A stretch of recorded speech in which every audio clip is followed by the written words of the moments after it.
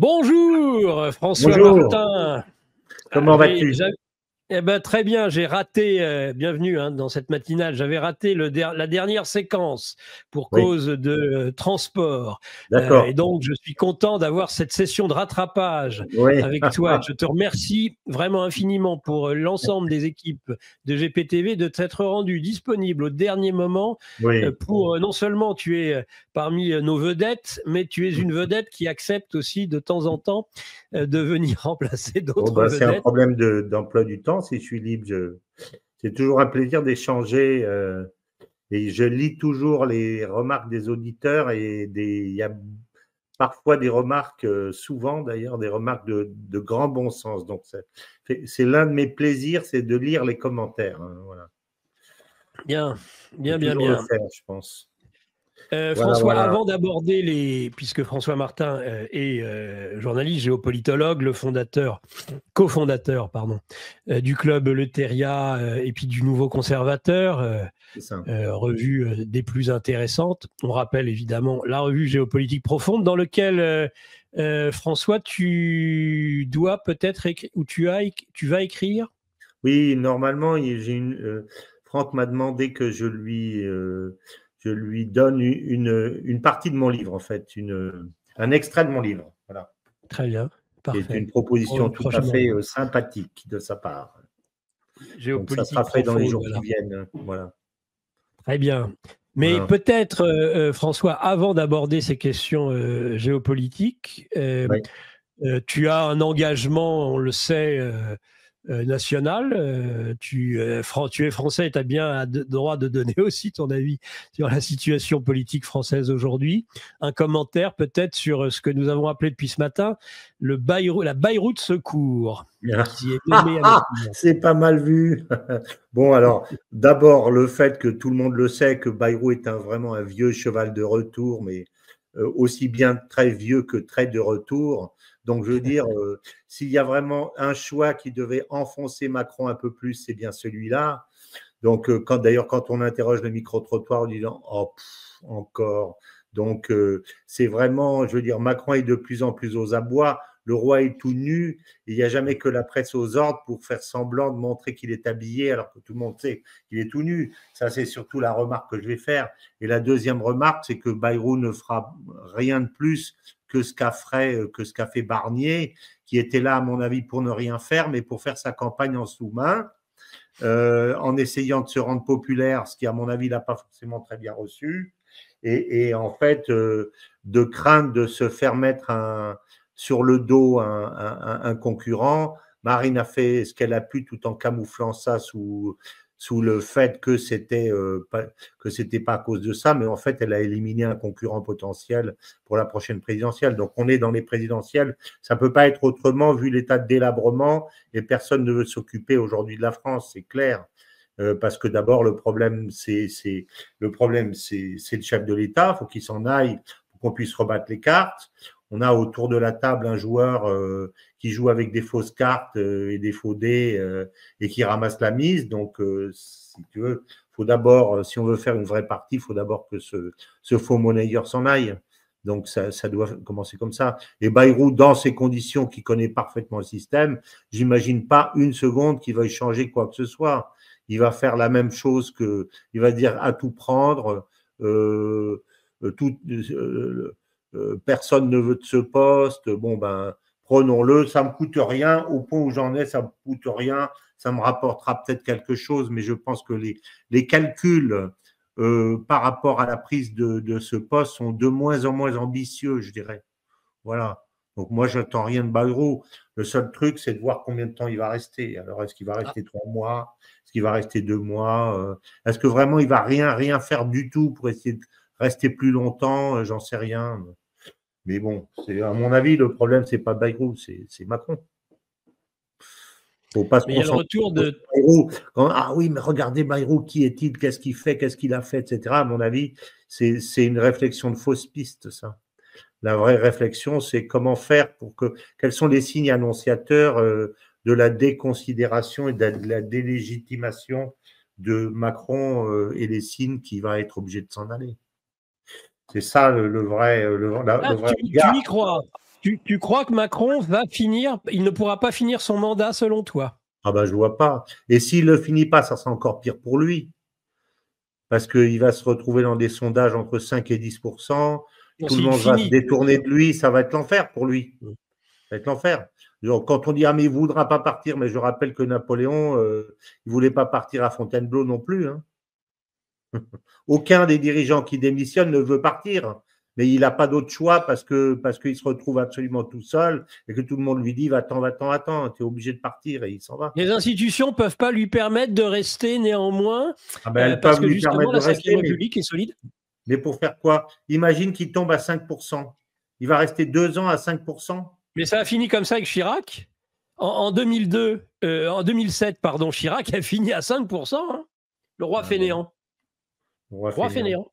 Bon, ben, il emmerdera les Français, puis les Français le lui rendront. Au centuple. Ah, ça, c'est probable.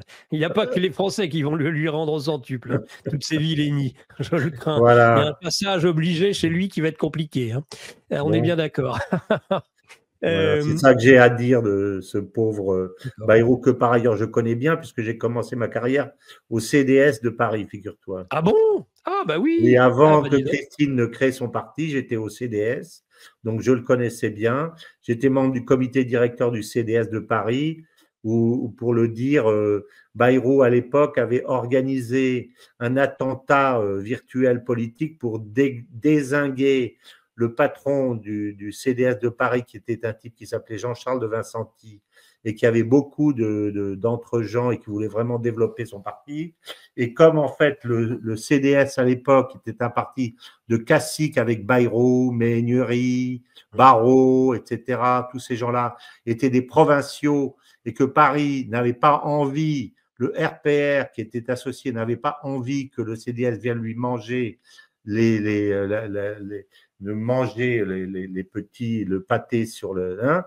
Donc, il s'était arrangé avec Bayrou à l'époque pour lui dire, ben, écoutez, vous châterez ce Jean-Charles de Vincenti pour qu'il nous emmerde pas nous Paris et nous, on vous met pas des caciques contre vous pour vous casser votre province. Donc, il s'était partagé Paris pour Chirac, le reste de la France. Et donc, on lui a collé un numéro 2 qui s'appelait Goasguen, qui l'a poignardé dans le dos et qui c'est contre ça qui a obtenu du RPR la place d'adjoint du 14e et après la mairie du 16e. Donc, Goasguen a fait sa carrière politique en poignardant.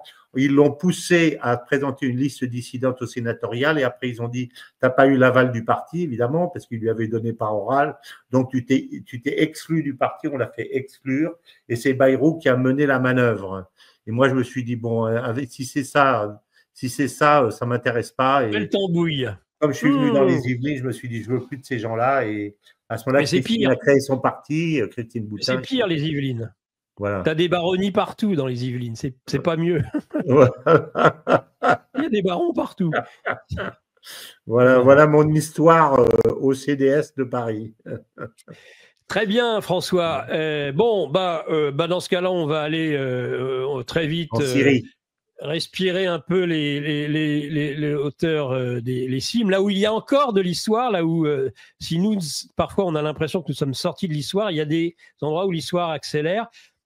Si tu veux commencer par la Syrie, mais de toute façon, j'aurais aussi des questions à te poser, parce que j'ai l'impression que les choses évoluent en Russie. C'est comme tu veux. Si tu veux commencer, je ne veux pas te contrarier. Si tu veux, on commence par la Syrie. On va commencer par la Syrie. Comment ça se passe avec nos gentils rebelles? Oui, d'accord. Surtout, moi, ce que je veux dire une chose, c'est qu'on voit se développer petit à petit et insidieusement un espèce de narratif qui consistait à dire, regardez, l'Iran est vraiment très, très, très, très affaibli, le Hezbollah est très, très affaibli, la Russie vient de prendre une pelle magistrale et est en échec, etc. Donc, essayer de retourner le rapport de force, je dirais, entre le camp russo et iranien d'un côté et le camp américano-israélien. Israël a fait une victoire majeure, ça y est, ils consolident leur position, etc.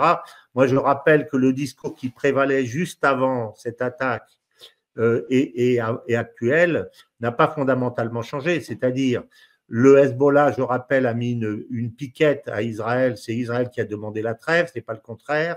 Le Hezbollah a des centaines de milliers de roquettes, des centaines de milliers, donc elles n'ont pas été toutes détruites en l'espace de quelques semaines de bombardement. Donc le Hezbollah reste extrêmement puissant, quoi qu'on en dise. L'Iran n'a pas essayé de combattre parce qu'il a considéré que le régime était de toute façon totalement pourri par des années de sanctions. Et puis Bachar, peut-être à son honneur d'ailleurs, a considéré que son peuple ne pouvait pas supporter une deuxième guerre civile aussi dure que la première. Donc il a mis les pouces avant le début. Donc l'Iran n'a pas participé à la partie de poker, la Russie non plus. Donc l'Iran n'est pas affaibli. L'Iran n'y est pas allé. Et en ce qui concerne la Russie, alors c'est là que je diverge et j'aimerais bien un discours plus développé là-dessus, et c'est ce que je vais faire de mon côté. Je pense que la Russie va obligatoirement revenir, pour plusieurs raisons. La première raison, la plus urgente, je vais parler de la région historique. Il y a une région historique, c'est que en fait, la Syrie, c'est pas la Syrie en fait, contrairement à ce qu'on pense. La Syrie, moi j'ai habité au Brésil. Les Libanais, il y avait le maire à l'époque en 76 de São Paulo s'appelait Paulo Salim Malouf. Il y a une communauté libanaise très importante au Brésil. Et au Brésil, on dit Syrio-Libanais. On ne dit pas Libanais. Donc, les Libanais n'existent pas. C'est des Syrio-Libanais. Et si tu regardes la Syrie, le Liban, c'est véritablement une branche de l'islam sur le plan culturel qui est extrêmement importante, et qui se différencie complètement de l'islam nomade, si tu veux, l'islam rigoriste ou l'islam nomade de l'Arabie saoudite. Et ça, il faut véritablement le voir. Et j'ai été recherché un peu dans l'histoire, et il y a une bataille qui est extrêmement importante, qui est la bataille de Siffin en 657. J'invite les auditeurs à aller voir cette bataille de Siffin qui a vraiment séparé les Omeyyades, qui a donné naissance aux Omeyyades, et qui a été une bataille entre Ali et Muawiyah. Et si on va voir ça, en fait, ça s'est séparé en deux. À ce moment-là, l'islam s'est séparé en deux. Il y a eu d'une part l'islam de la péninsule arabique, qui est resté ce qu'il est, avec une partie de l'Irak. Et l'autre islam, ça a été donc la Syrie, le Liban, ce qui est aujourd'hui la Palestine ou Israël, et l'Égypte. Et moi, quand j'ai été dans ces pays-là, parce que surtout en Égypte, que je connais pas mal, si tu veux, il y a vraiment, c'est le jour et la nuit par rapport à l'Arabie saoudite et son monde. D'un côté, c'est des Bédouins qui, eux, considèrent les Égyptiens et les autres comme des dégénérés, et eux les considèrent comme des crétins qui connaissent rien. Alors, tout le monde se trompe parce que les crétins ne sont pas des crétins et les dégénérés ne sont pas dégénérés. Mais il y a une différence de culture qui est énorme. Et pour moi, ce qui a véritablement fait la différence, c'est l'influence du christianisme. Les Omeyyades sont organisés comme un État, avec une différenciation entre l'État et la religion, et les autres plutôt comme un califat, c'est-à-dire le rapport entre l'État et la religion est extrêmement différent. Ce que je veux dire, c'est que la Syrie, aujourd'hui, représente le cœur de ce qui peut faire le lien entre un islam, je dirais, modéré, si on peut appeler ça modéré, le mot n'est pas bon, et l'Occident, si tu veux. C'est mal barré. Hein. Voilà. Et l'effondrement de la Syrie est extrêmement grave parce que ça nous met en face de l'islam rigoriste. Tu vois ce que je veux dire? C'est ça.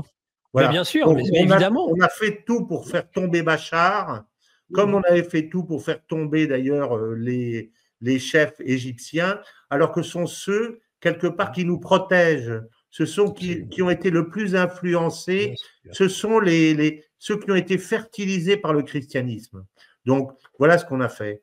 Et l'autre, ça, c'est une réflexion qui est très importante. Et les Russes qui comprennent très bien l'histoire et qui agissent par rapport à l'histoire auront à cœur d'essayer d'une certaine façon, je pense, de reconstituer cet islam libano-syrien, tu vois ce que je veux dire?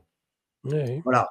Et l'autre réflexion que je veux faire, c'est que moi, je pense très sincèrement qu'il n'y aura pas un homme qui mettra sa grosse main dessus, là-dessus, et certainement pas le Joulani, parce que dans cet esprit de ce que je t'ai dit, de cet islam très, très ouvert et très culturellement proche de nous, en fait, bonjour à un rigoriste pour essayer de mettre tout le monde au pas. Enfin, les gens qui vivaient autrefois en Syrie disaient qu'on vivait presque à l'occidental en Syrie, on vivait très librement. C'est autre chose. Moi qui connais très bien l'Arabie Saoudite, c'est pas les mêmes réflexes, c'est pas les mêmes modes de vie, c'est pas les mêmes rapports aux femmes, ça n'a rien à voir, mais rien à voir. Donc, bonjour pour essayer de mettre tout le monde au pas. Donc moi, je pense que chacun va repartir vers sa petite chefferie et va essayer de trouver une ville ou un coin où il va pouvoir rançonner les gens. Maintenant qu'ils sont sortis de leur réserve d'Idlib où ils ne pouvaient pas bouger, ils se sont dit, ya bon banania, à nous les femmes, à nous le pognon, à nous le racket, à nous la drogue, que sais-je. Et ils vont essayer de faire ça, donc ça va partir dans tous les sens. Et la conséquence de ça, c'est que ça, une des façons pour eux de toucher de l'argent et de recevoir de l'argent des Américains, c'est de devenir un hub du terrorisme, c'est évident. Ça va devenir le centre mondial du terrorisme. Pourquoi? Parce qu'il y a deux cibles majeures pour les terroristes de demain qui ne viendront pas, mais à mon avis qui viendront. L'un, c'est l'Europe et l'autre, c'est la Russie. C'est l'Europe, pourquoi? Parce que j'ai maintes fois expliqué que Israël était en train de perdre la guerre contre la Palestine sur le plan médiatico-politique, en enfermant les Américains petit à petit dans un dilemme où ils étaient, au bout du compte, les derniers à refuser l'État palestinien. Donc, et ça, c'est la mise en scène de la victimisation palestinienne selon les préceptes de David Galula. C'est ça pour moi qui fait la force. Et pour moi, Israël est aux abois. Enfin, qu'un État issu de la Shoah, je dirais, sur le plan symbolique, son Premier ministre soit poursuivi pour crimes de guerre et crimes contre l'humanité, mais c'est totalement, c'est une perte de légitimité pour Israël qui est absolument totale. Totale. Et ce n'est pas un hasard s'il y a tellement de jeunes Israéliens qui sont totalement dépressifs. Il y a 10 ou 20% de l'armée qui ne peuvent pas aller au combat parce qu'ils sont en état de détresse psychologique grave, quoi. Donc, pour moi, Israël était en train de perdre cette guerre. Et parce qu'elle s'est fait voler son crédit victimaire par les Palestiniens. Et une façon de le récupérer dans le réduit occidental, c'est de faire en sorte que nous monter contre les Arabes en détestant les Arabes. Et pour ça, une des façons de le faire, qui a été tentée au moment du truc de foot, mais ça n'a pas marché, c'est de susciter des attentats dans nos pays. C'est-à-dire que moi, je serais le Mossad, j'irais financer des djihadistes syriens pour aller mettre des bombes à Paris, à Berlin, ici ou là, pour qu'on revienne dans le narratif. Ce sont les États-Unis et l'Israël qui nous protègent contre la méchanceté arabe. À mon avis, c'est ça qu'il y a derrière. C'est la stratégie qui serait machiavélique, mais qui serait la plus logique, si tu veux, pour faire en sorte de se protéger contre cette perte de légitimité. Ça, c'est la première chose. Et la deuxième chose que je vois, c'est que même si Trump arrête la guerre, si tu veux, militaire avec l'Ukraine, il restera parmi le gouvernement Zelensky ou les suivants des velléités terroristes et des attentats. Et pour ça, le vivier, ça sera la Syrie. On ira chercher à Syrie des types pour faire des attentats dans les républiques islamiques musulmanes ou en Russie ou ailleurs. Donc, je vois un foyer de déstabilisation potentielle excessivement gravissime en Syrie pour cette raison-là. Et je pense que dans un danger comme celui-là, les Russes ne pourront pas faire autrement que de réintervenir avant, si possible, pour empêcher le pourrissement de ce marigot. Et vous appelez à la mise en place d'un euro numérique. Absolument. Nos élites déroulent leurs plans contre nous. Mais nous aussi on a des plans contre eux. Déjà au travers de nos émissions avec une revue de presse économique pour faire le point avec vous, puis dans notre revue mensuelle avec des analyses financières et des solutions de décentralisation, et surtout dans notre stratégie anti-CBDC. Plus de 3 heures de contenu exclusif et gratuit pour apprendre concrètement à préserver votre épargne. Au programme, protection anti-crise, anti-banque, anti-État et bien d'autres solutions. Le temps joue contre nous, mais on peut se défendre.